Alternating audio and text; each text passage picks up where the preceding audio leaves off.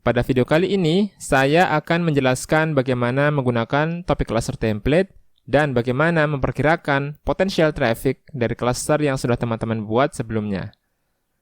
Pada video yang lalu, teman-teman sudah mempraktekkan bagaimana membuat topik cluster menggunakan dua file secara bersamaan, yaitu content gap validator dan topik cluster validator. Saat ini kita sudah sampai pada step terakhir untuk membuat topik cluster menggunakan seed keyword sebagaimana berikut. Workflow yang ketiga, topik cluster template. Pada video sebelumnya, kita sudah memiliki dua opsi dalam membuat topik cluster, di mana pada opsi yang pertama, main topics-nya adalah outdoor dan survival. Sedangkan opsi yang kedua, main topics-nya adalah camping, hiking, outfit ke gunung, perlengkapan camping, dan OOTD pantai. Pada file topik cluster template ini tidak banyak fitur yang tersedia sebagaimana yang ada pada dua tools sebelumnya. Akan tetapi, teman-teman bisa mengisi domain utama pada sel E1 untuk memudahkan dalam melakukan validasi landing page yang sudah ranking di SERP.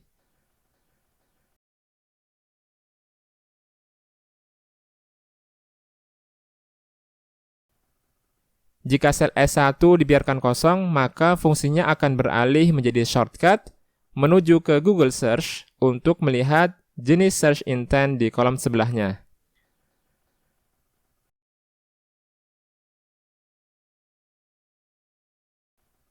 Teman-teman dapat menghapus salah satu atau beberapa search queries yang ada di template ini jika terdapat duplikasi keyword atau beberapa search queries yang tidak ingin ditargetkan. Menghitung potensial traffic. Pada tabel potential traffic by search intent, kalkulasi angka untuk search volume dapat dilakukan secara otomatis tanpa perlu ada input apapun secara manual. Sedangkan untuk tabel potential traffic by topics, teman-teman perlu untuk melakukan beberapa hal agar kalkulasi angka menjadi lebih akurat. Teman-teman dapat mengisi sel B13 berdasarkan topics atau subtopics. Jika teman-teman prefer untuk mengisi sel B13 dengan subtopics, maka teman-teman bisa mengetikkan secara manual nama-nama subtopics di tabel ini. Namun jika teman-teman prefer mengisi sel B13 dengan main topics, maka teman-teman bisa menggunakan formula yang terdapat pada sel B12. Teman-teman harus memastikan bahwa tidak ada tulisan apapun pada baris di bawahnya agar semua main topics dapat terisi secara otomatis oleh formula yang ada di sel B13. Untuk menghitung jumlah search queries sesuai dengan topics atau subtopics yang ada di kolom sebelah kiri, maka teman-teman bisa menggunakan formula yang ada di sel C12.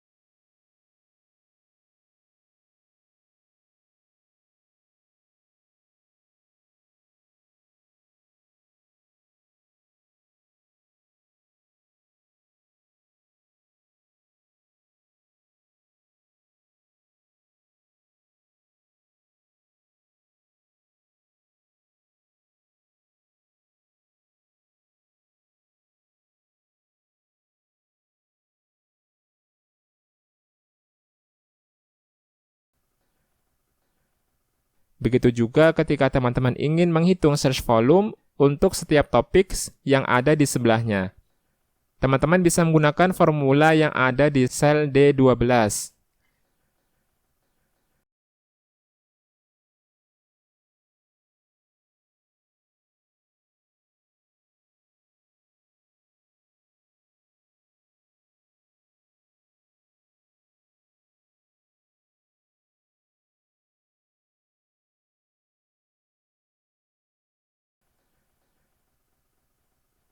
Ketika semua data untuk topics, search queries, dan search volume sudah terisi lengkap, maka chart yang ada di sebelahnya akan memberikan visualisasi data sesuai dengan topik cluster yang sudah teman-teman miliki.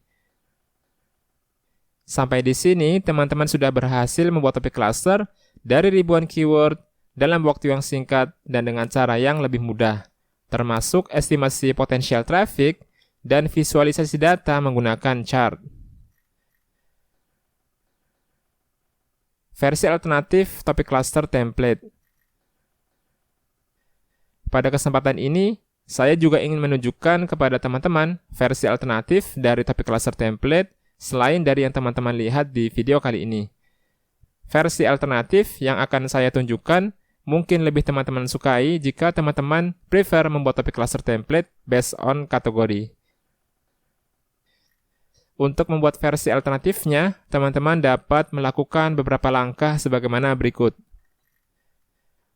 Pertama, duplikat halaman 1 dari file topik cluster template.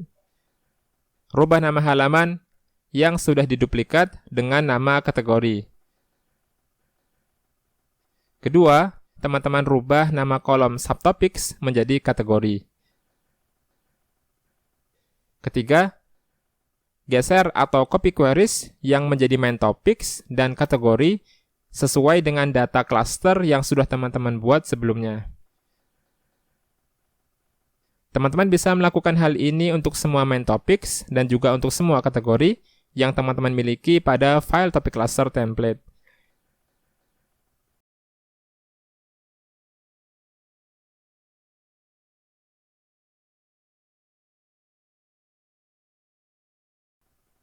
Jika semua kategorisasi search queries untuk versi kedua dari topik cluster template sudah selesai, maka teman-teman dapat menghapus semua baris kosong dengan menggunakan filter kolom yang ada di sel D1.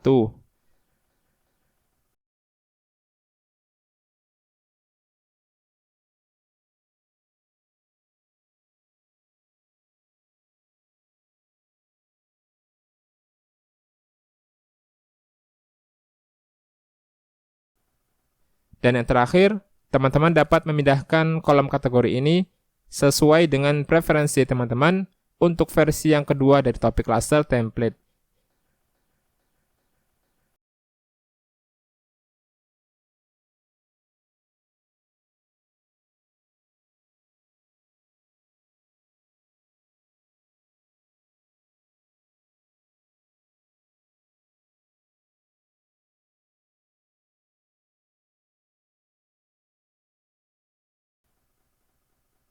Demikianlah video penjelasan tentang workflow yang ketiga dalam membuat topik cluster menggunakan Content Gap Validator. Semoga ketiga workflow yang sudah saya jelaskan pada tutorial kali ini dapat membantu teman-teman dalam membuat topik cluster dengan mudah dan cepat.